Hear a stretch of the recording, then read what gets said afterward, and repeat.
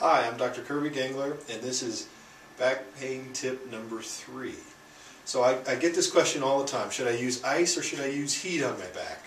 Well, we're going to start with the short answer. You can't go wrong with ice. The biggest problem with many injuries, whether they're a new injury like a twisted ankle, or whether it's a chronic back pain or chronic neck pain, is that there is inflammation or swelling associated with those pains. By reducing that inflammation, by reducing that swelling, it reduces the amount of time it takes to heal, so things heal faster, and 2, it reduces the amount of pain that you feel long term.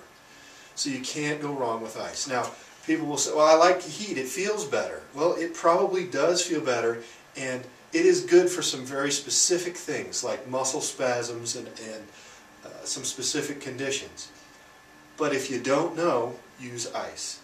So if you're going to use heat, it's always best to do it under the direction of a doctor, and you can't go wrong with ice. Now, how long do you ice? Where do you ice? Those kinds of things. Most people don't ice long enough when they're trying to reduce inflammation. So a good rule of thumb is when it goes numb, that's when it's doing the benefit. So often people will pull it off as soon as it goes numb and they lose some of the benefit. For a large area of your body like your back or your knee, 15 to 20 minutes is a good thing. You might be able to ice your fingers or an ankle in 10 or 15 minutes. After 30 minutes you start to lose benefit too. So the rule of thumb, just as a simple rule of thumb, somewhere between 15 and 20 minutes up to 30 minutes.